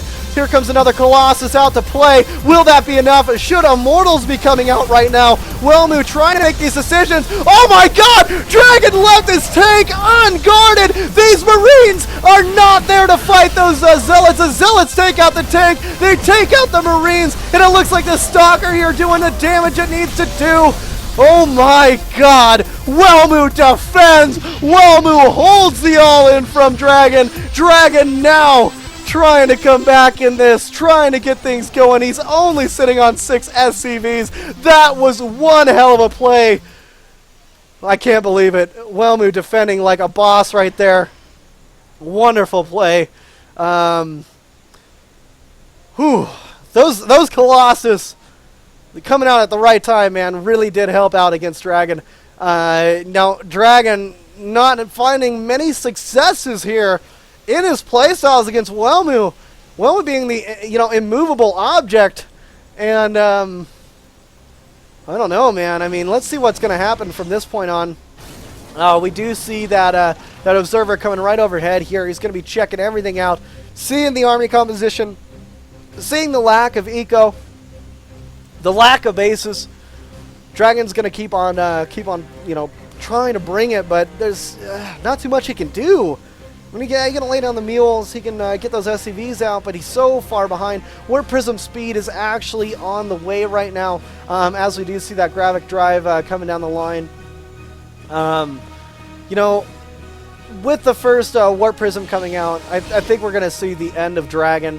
A big push can come down the line, some dropped Immortals, some dropped Colossus in the back of the base can really cause some big damage. Morphing it into the mobile pylon, which is often an often used technique here from Protoss to be able to use the Warpins on the front lines. This Observer checking everything out once again. I mean, Dragon's down to 37 supply, folks. He's fighting off against a 90 supply Protoss. Whelmu's got a great situation under his belt. He's held off very well against, playing the defender's role in this game. And there it is. It looks like it will be the Colossus pickup. That Colossus is going to be moved in the background. And, oh my god. The timing for Dragon is just not working out, man. Dragon's going to push forward. Oh no! The Warp Prism drops out of Colossus. Look at this play. It looks like it's going to go ahead and do the micro. Dropping it down, using the Thermal Lance upgrade to do the initial damage against that. That was some huge play. Wonderful pick play there from Whelmu. Whelmu's going to go ahead and move this Warp Prism over into the main base. The SCVs have pulled off the line for now, and it looks like he's going to be continuing to micro this Warp Prism around, but here come the tanks, here come the Marines, the Colossus on the right-hand side, there's the Zealots coming on the left-hand side, the GJ goes out! Dragon not able to win game number 2. We see the win coming out there from Whelmu. He takes another 2-0 victory. This guy cannot be stopped. Dude, Grimwald. That's some. That's crazy. Man, that's crazy. That held. I was thinking that. I think Whelmu didn't expect the Dragon to actually pull everything. Yeah, I did. And that was one of the reasons that he had really hard time actually defending that one, that push. But he did manage to pull it off really surprisingly. But then crazy. Again, it's like you can't leave that tank alone there, alone in just solo there. That's not gonna work out, man. Right. And he still had probe advantage, so the economical advantage after that push was so much in favor of Whelmu that there was no way that Dragon could come back after the second push basically failed. The next Viking Master. Good casting, new guy. Oh, Grimwald, I'm the new guy. I'm the new guy on IMBAtv. Yeah, who are you? Who am Who I? are you? What happened? Yeah, where's the dubs, man? Yeah. Where did the dubs go? He disappeared. I'm gonna be doing more solo shows. What do you guys think? Has my solo casting improved? Give me a yes or no. Let me know some feedback out there. You can go to facebook.com/mcduffs. That's my personal profile. You guys can friend me. Let me know. Give me feedback on my casting. I'm trying to improve my solo casting. I'm trying to make it a lot better for you guys because I want to be able to do more solo shows, and I've got a Diablo 3 show that I'm working on here as well, so there it is. But yeah. Anyways, Dragon, Yes. man, he did not play as I had anticipated. I people are seriously, like Grimwald, I felt Dragon would be, like, we've seen him do so much better. I mean, let's not joke. Yeah, people were saying that he has been playing more standard, actually, like what I figured. Lately, and yeah. even I saw him playing more standard and trying to improve his standard game. And then he comes up with the two basically two like little unordinary build. Of course, 1-1-1 is like something you have to practice a lot to be actually like able to execute it correctly. And then he comes out with that. Of course, that first one with the Banshee and the command center, it's just not gonna hold that like push. I don't know. It's just if he would have played more standard, maybe he would have been able to like do something against Volmo much better. But then again, that's his choice. He wants to entertain. That's what he usually right. does, and Yeah. that was entertaining as well. Well, man, Wellmu takes a 2. Dude, he took a 2-0. He Man, won when I- 2-0 in the first game against Biggs, and now he takes 2-0 against Dragon in the group When I stages. when I saw him actually building Hellions, I thought he was gonna build even more Hellions. You know, Like the way I've seen actually Marine King doing some like proto like a builds against Protoss where he goes like Hellions and more orders, which is actually fairly okay in the early game because it still does so much damage. now and, I've got some and you people can harass asking a lot. about my armor. I think I'm gonna go get my my duct tape armor real fast. I'll be right back here, Grimwald. So Yeah. give me a minute. Get some music on. Yeah, I've got the music on. Don't worry, I won't be looking at you to keep on entertaining these guys. I'll be right back, folks.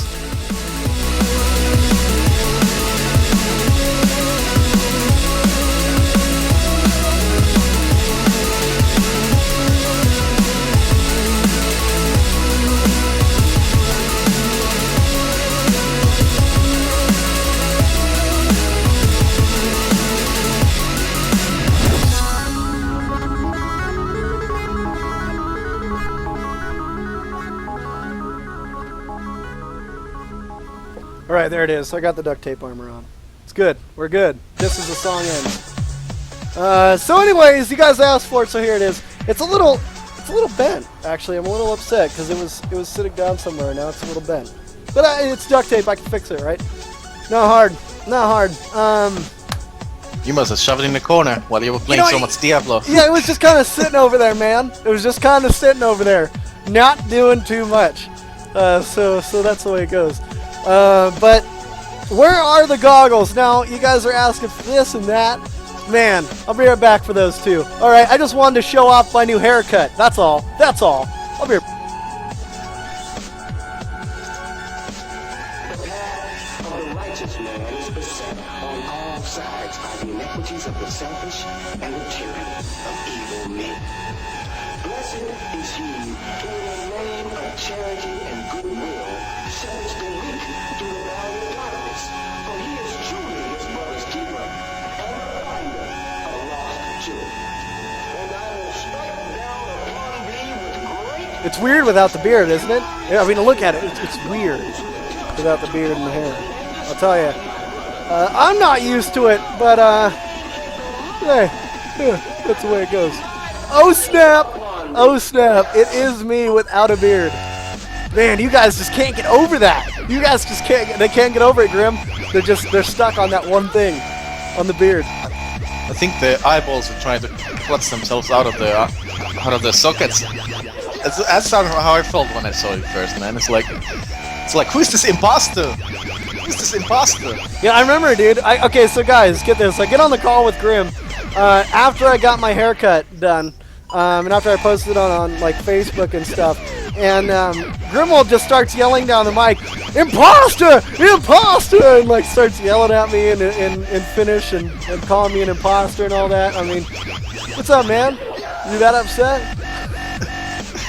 You mad, bro? Well, you can't tell about that. I wonder if the Diablo was actually like kidnapping you, or basically one of your friends actually kidnapped you for some reason. Hey, dude. Then the beard's gone. Just like Cheese Crazy said, I shaved it for a girl named Diablo. All right, no Yeah, you spoilers seen that involved. video? No spoilers involved. But yeah, I mean, I got a cut well, I wanted to get a cut the day that Diablo came out, but I was too busy grinding, man. So I got a cut the next day, and it looked like there was a small animal laying on the floor. The lady actually took a picture of it because it was so much hair, and she's like, "I'm shaving Jesus," and I was like, "All right, man, just get this done. I want to get out of here." I got some Diablo 3 to play, you know.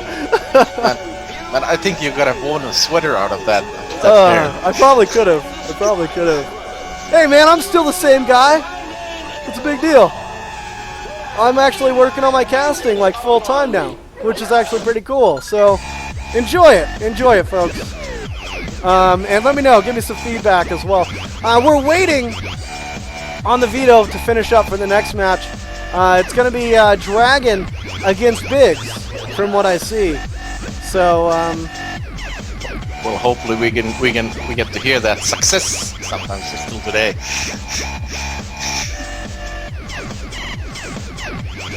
Let's see.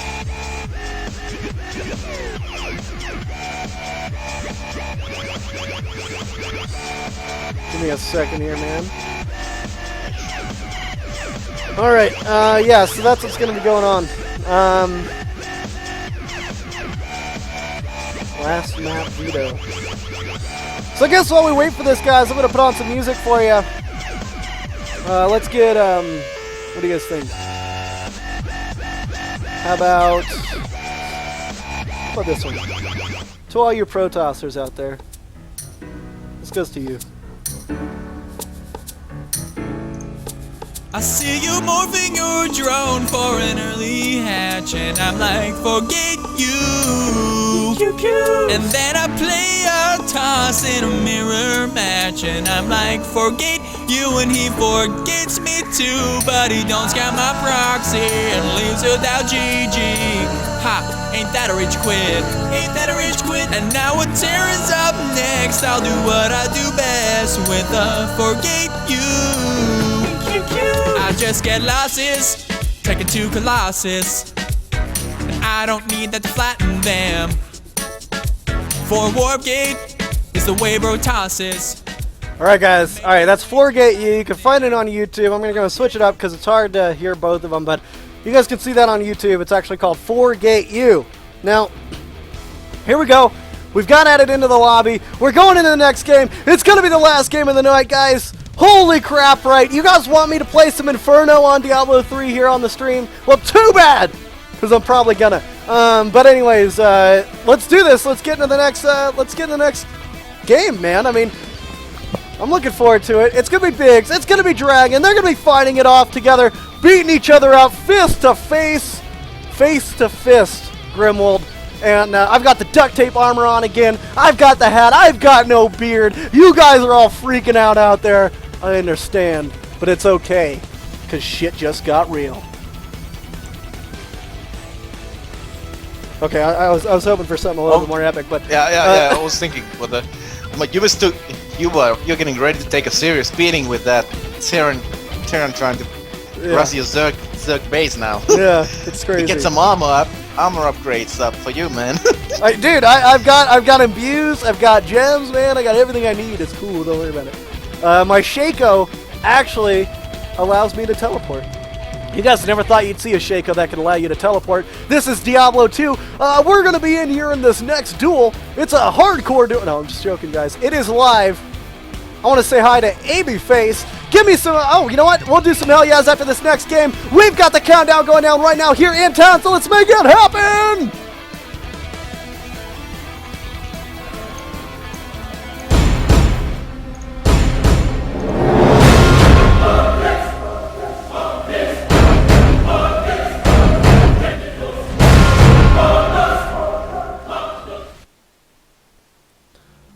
Alright, ladies and gentlemen, boys and girls, pros and scrubs, welcome to IMBAtv, where everything is imbalanced, where everyone is awesome, especially you guys. We've got the next game coming down the line right here, right now, and boom! Look at that! We've got Mouse Big spawning up here in the top left-hand corner of Belshire Beach Winter Edition as the blue Zerg. And Big's actually showing up in the first game today. He was fighting off against Whelmu. He got 2-0'd just like his opponent, Mr. Dragon, who's going to spawn down here in the bottom right-hand corner as the red Terran player. Now, like I was saying in my little segue there, little clever segues, always good. We saw Dragon actually get 2-0'd by Whelmu. Dragon not able to handle the early in the first game. He wasn't able to handle that first, that initial 7-minute push. So therefore he fell down below. He got that first loss, and then in the second game he tried to all in. He tried to go with a really cool tank all in, like a 3 siege tank marine push, and then when that failed, he tried to do it all in with all the SCVs and stuff. It didn't end up working out for him in the end, because we saw Whelmu doing some wonderful defenses, but we take a look at Biggs, and Biggs also fell into the situation where he got beat up by Protoss pretty bad. Now we're in a ZVT, guys, so you know what? Protoss is out of here. Get those Protoss OP statements out of my face, because we've got the natural expansion coming down here from Biggs, as he does lay down at the 15 supply. In the earlier games, we saw him go in the PvZ. It seems to be a strategy to go for the spawning pool first, and then into the actual into the actual expand, but it looks like he's got a different setup here for the TVZ overall. The first, hatchery is going to finish up. We should see the the spawning pool coming down too, or in just a second, and there it is, hitting the field right then and there. Dragon's going to expand first as well, and not too far off. These guys are very, very well in the macro game. They're very nice in the opening game, and this is a very cool opener. He's going to go with the expansion first into the wall-off situation of having that Rax out there. We do see the second Rax now in position and on the way. We should see the third one coming down soon enough once the money gets out there from Dragon. And it looks like that is, that might be on the way. I don't know if he's going to be able to triple expand on this, in this situation. He loves to go with those early expand plays. We've seen it time and time again with Dragon going for these kind of zany openers. I'm curious to see if that's going to happen, if he is going to get that third, barracks down, stay to the standard normal game.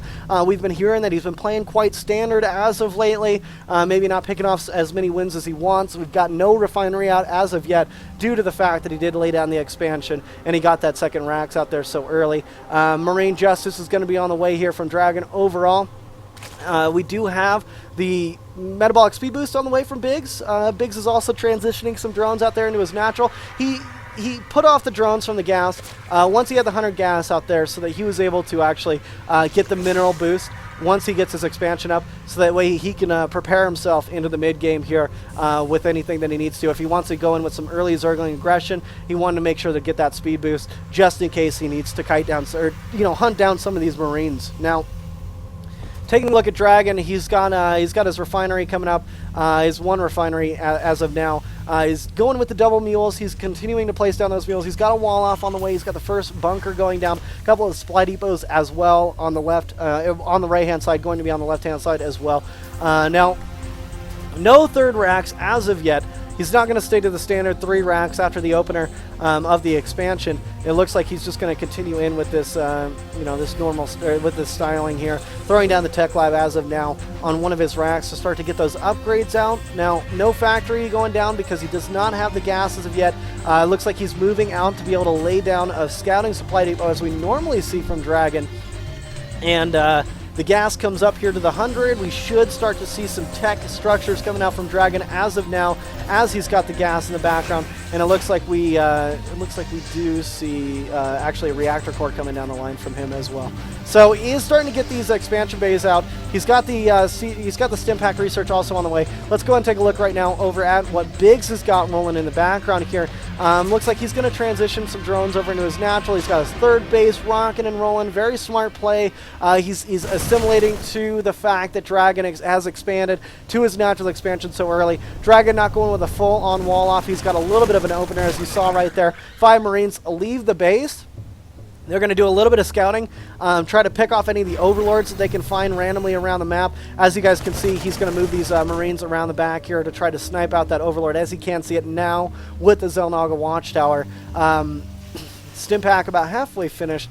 We do see the engineering bay on the way down right now from Dragon as well. Here comes the factory finally coming down the line. You know, he could go for the starport right afterwards, but it's up in the air. We'll have to see what he wants to go for. Biggs, you know, he's pumping out a lot of Zerglings. He's got some drones on the way, and it looks like level 1 melee attack upgrade and level 1 armor upgrade is on the way right now for Biggs as well, as he's going to stay mainly in the Zergling tech. No Roach Warren, no higher technologies, no layer tech coming down at this point as of yet. We are 8 minutes into the game, so we should start to see some type of tech deviation from him. Now, Biggs, you know, Biggs, he's placed down the Baneling Nest. I love to see that Baneling Nest down. I would love to see the layer coming down behind that so we can get the centrifugal hooks right when that Baneling Nest finishes. And look at that. The layer goes down right now inside the main base. But he still will have a little bit of a window where the layer's finishing up till he can get the centrifugal hooks. But still, he's going to be able to morph those Banelings, add to the protection against the actual Marines that are out right now from Dragon. Dragon pulls back to his base, and you know, he doesn't want to push on any big aggressions right now. He doesn't have anything to support the Marines. It's just naked Marines overall. They finally have stim pack researchers. It does just now finish. He's got the starport finished up. He's got another reactor core on the way. Looks like he's got his blue flame research on the way as well. And Dragon, you know, he's got 2 Hellions. He's already got the first Hellion out. He's queued up 2 more behind that. He wants to use this blue frame to take out these Zerglings on the map, as well as to possibly do some economical damage. Taking down these crew tumors is going to be key. Look at the creep spread. Biggs has always got a very, very sexy creep spread, and he's got that once again right here, as we do see this creep spread really taking shape and form around this 10-minute mark. Now, he's finished up with his third base. He's finished up with a double extractor out here as well. I'm curious to see exactly what he's got in the background. Another infestation pit is on the way down. The upgrades here for the level 1 attack and level 1 armor is just about finished as well. Dragon's going to expand. Excuse me. But he's expanding to a third base in the middle of the map. Actually, this is what I call the Zelnaga Watchtower expansion location. Having this Zergling here is going to allow for Biggs to be able to see Dragon's expansion as it goes down. Now, Biggs is going to go ahead and have to fight this off. We've got Dragon pushing out. He wants to be able to secure himself into that third base location and start to get the economic structure really working out well. I'm going to take a drink of my monster while we watch things culminate. Now, Scan's going down. He's taking out the creep tumors. He's going to be continuing to move forward here. A few Banelings have been more for Biggs. But Biggs overall, I mean, he's only sitting on 104 supply. He's got a lot of upgrades on the way, like centrifugal hooks, pathogen glands, level 2 melee attack upgrade, as well as level 2 carapace armor upgrade. But they're not going to be done by the time this attack actually comes down the line. Creep tumors allowing for the vision of all of these Marines and Hellions, seeing pretty much everything. These blue flamers, a great counter to the big Zergling army that Biggs has. They're going to be able to burn down. Look at this. He's going to be able to kite those Zerglings, and as the Zerglings do move forward, they get kited by these Marines and by the Hellions. The Marines stim up. He takes down a majority of the Zerglings. The Zerglings have to pull back for now. 123 supply left right now for Biggs. Biggs is morphing a few more Banelings. He definitely needs some of those heavy hitters. He's got some infestors on the way out. They do have pathogen glands upgrade. One Hellion looks like it will go down. More Marines moving into the middle line. Boom! Go the Banelings as a bunch of Banelings detonate. Biggs actually taking over majority of these Marines here. One Baneling makes it in there, actually takes down about 5 Marines overall. Here come the infestors. They're going to be throwing down some nice fungal growths. These fungal growths doing a max amount of damage here against the Marines. A couple of Hellions right now and a Marine are moving forward. Actually, one Hellion and a couple of Marines anyway. And it looks like more Zerglings are going to come out here. They're going to end the play. Dragon gets, you know, beat down once again. A fungal growth going down right here on top of these medevacs, and he's going to continue fungaling it here. Get those chain fungals out there and really start to take out everything. Now that Dragon's got no medevac support, he's going to have a hard time stimming up. Here comes some Zerglings, so they do catch these forced off guard, and it looks like they are going to take down everything. Biggs with just infestor Zergling play. Huge, huge damage being done by him. He will be able to, he actually can move into this third base location if he wants to. There's only a few Marines and, a few Marines and Hellions here. But it looks like he will pull back, waiting for more of his Zerglings to finish up, continuing to creep spread out as he has his arms flexing and his legs. Well, that's wrong. But anyways, I ruin jokes. That's what I do. I'm MC Dubs. We've got Dragon continuing to pump out these medevac dropships. More Marines on the way out for him. He's got level 2 attack upgrade here for the or for his Marines, as well as he's got level 2 vehicular attack upgrade coming down the line. Here comes the Zerglings, so looks like they're going to surround those 2 Hellions here, taking both of them out. The Marauder not having any luck whatsoever at all. The Zerglings are going to be able to take out this. I mean, they are actually funneled here. This is a very, very cool play here from Dragon. He's actually blocked off the Zerglings with this SCV, repairing the SCVs in the background as well, causing a max amount of damage against the Zerglings, but will it be enough? He pulls back with these Hellions, and it looks like the Zerglings are going to continue pushing forward here up on the ramp. Dragon will be able to clean up the majority of those Zerglings that are pushing in, but here come more Zerglings and Infestors into the third base location. Dragon will have to forfeit this third base. He's coming in with some Marauders and Marines, and I guess he's going to clean it up, but he lost a lot. He lost his SCV count. He lost some Mules. He lost a lot of Marines and Hellions, and now Biggs is in the lead in the supply. He's in the lead in the economic structure, sitting at 88 drones with the 4 bases, actually all of them consecutively mining, having a hive technology as well, sitting in that tier 3. And now we see Dragon only sitting on 52 SCVs. He's got a, you know, not the best income, but he's got a little bit of a matchable one with the Mules. Here come the fungal growth. Here come the Zerglings, and it looks like we do see these Infestors and Zerglings pulling back after doing some nice damage. But overall, more Zerglings on the way. Adrenal glands coming down. Upgrades like the Neural Parasite actually hitting the field here, which is pretty cool to see from Biggs. Level 3 melee attack upgrade. And oh my, Banelings coming down from Biggs. And a scan going down right on top of all the forming Banelings. Biggs needs to protect these Banelings. He can't allow for Dragon to be able to go in there and actually take them down. He's got to use these very, very awesomely. And look at that. He's going to go ahead and finish it up.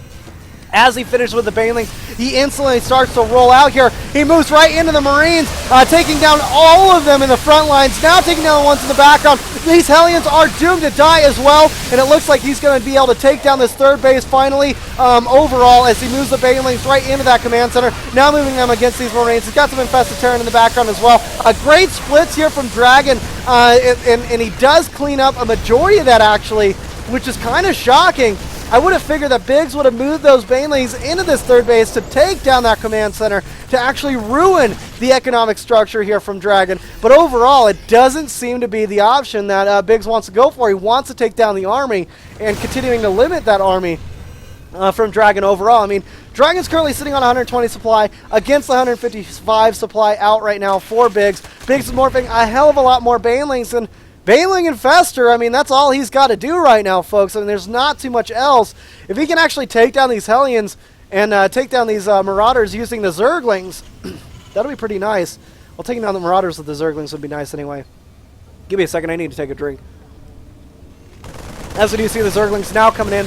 Here comes some Banelings, and Banelings cleaning things up once again, going right in against these Hellions, and all the Marines go down, all the Marauders go down as well. Just a few more Marines left, and fungal growth here on the medevac dropships. Here come the Banelings to clean up the rest of these Marines.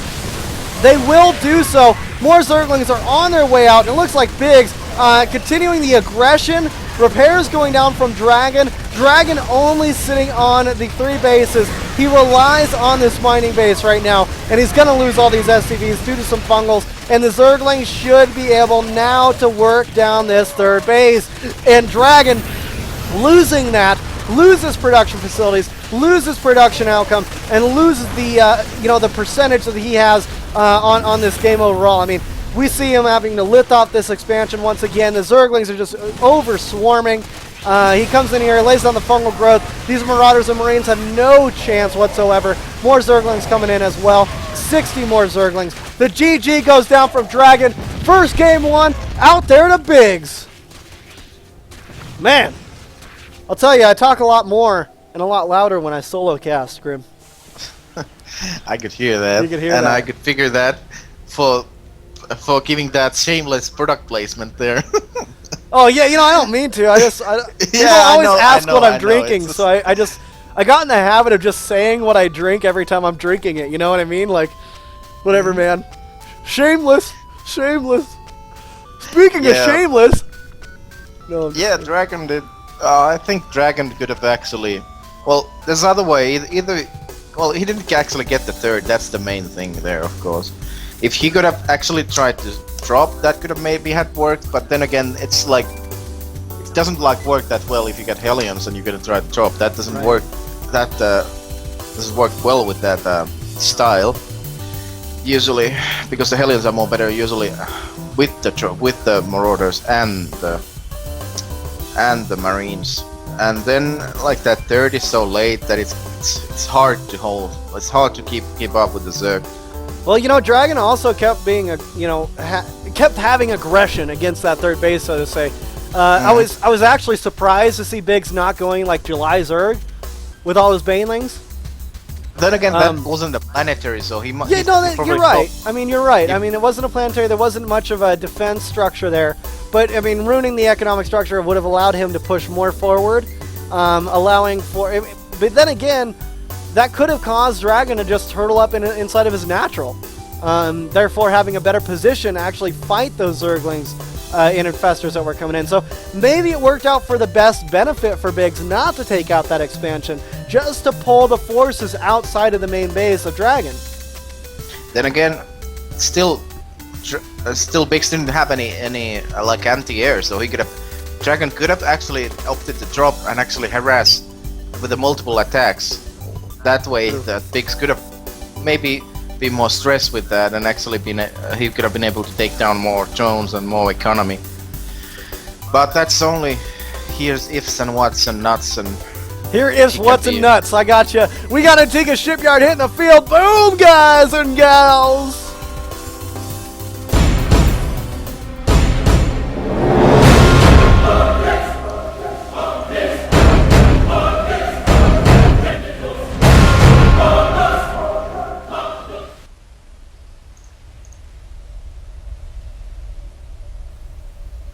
All right, ladies and gentlemen, boys and girls, pros and scrubs, welcome to IMBAtv, where everything is imbalanced, where I feel like I'm going to lose my voice here in just a second. But anyways, we've got Dragon going to be spawning over here in the 9 o'clock position as that blue Terran over here in the 3 o'clock position.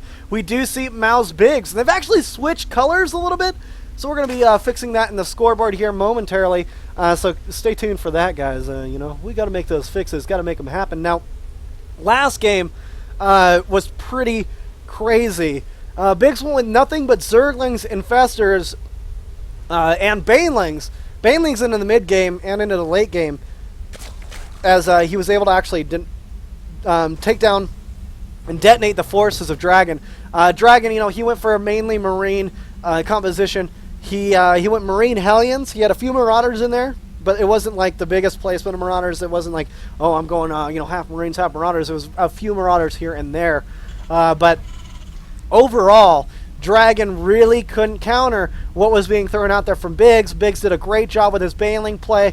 He continued to produce those Banelings, continued to produce those Zerglings, and really hammered down the supply lines of his opponent. Now, we do see Biggs moving out to his natural. Looks like he's going to go ahead and lay down that natural expansion right off the bat at the 15 supply. Boom, bang, zoom, straight to the moon.